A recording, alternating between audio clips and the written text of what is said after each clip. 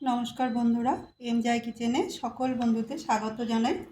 আজকে আমার recipe chicken দিয়ে, যেটা খেতে খুব সুস্বাদু হয়।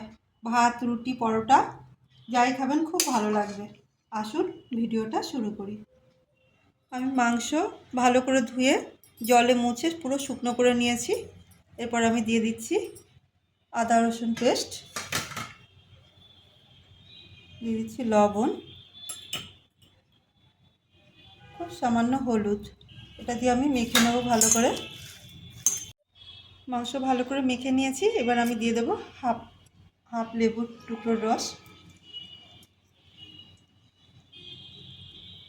এটা দিয়ে মেখে নেব খুব ভালো করে, যাতে প্রত্যেকটা মাংসের গায়ে লেবুর রসটা লেগে যায়। আমি ভালো করে মেখে এই মাংসটা আধ ঘন্টা ঢাকা দিয়ে রেখে দেবো। লঙ্কাগুলো আগে আমি চামচ দিয়ে একটু একটু করে ফাটিয়ে নেব। কড়াটা ভালো করে গরম করে নিয়েছি।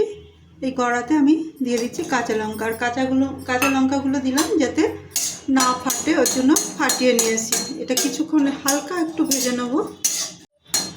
একটু ভেজে নেওয়ার পর আমি এবার দিয়ে দেবো দেড় চামচ মতন তেল।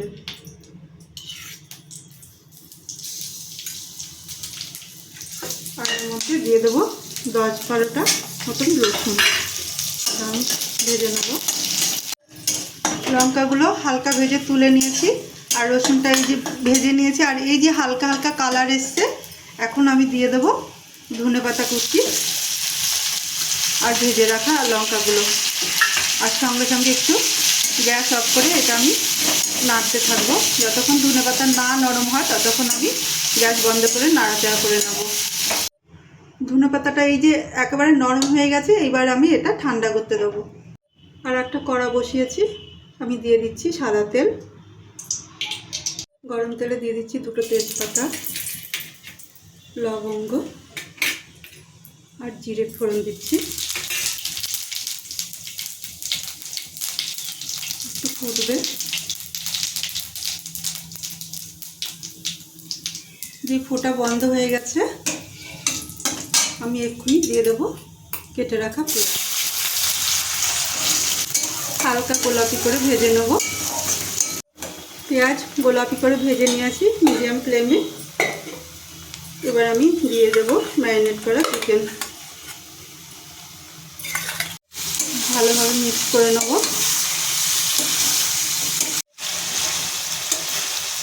4-5 মিনিট কুক করার পর এবার আমি ঢেকে দিয়ে আরও কিছুক্ষণ হতে দেবো। মশলাটা দানা দানা করে ব্লেন্ড করে নেব। মশলাটা এইভাবে করে নিয়েছি, দানা দানা আছে। ঢাকা খুলছি। এবার আমি এর মধ্যে এই মশলাটা দিয়ে দেব।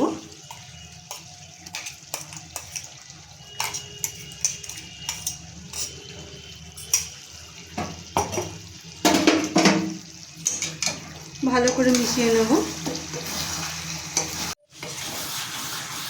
ভালো করে মিশিয়ে নেওয়ার পর এবার আমি দিয়ে দিচ্ছি গরম মশলা গুঁড়ো। এটাও আমি ভালো করে মিশিয়ে নেব। কিছুক্ষণ পর চাপা খুলছি। আমি এর মধ্যে এবার দিয়ে দেবো অল্প নুন আর কিছু ধনেপাতা। এটাও ভালো করে মিশিয়ে নেব। চাপা খুলছি। সাইডে তেল ছড়িয়ে গেছে। এই মুহূর্তে আমি দিয়ে দেবো লেবুর রস। হাফ লেবুর রস আগে দিয়েছিলাম, হাফ লেবুর রসটা এখন দিয়ে দিচ্ছি। এটা দিয়ে 2 মিনিট মতন কুক করে নেব।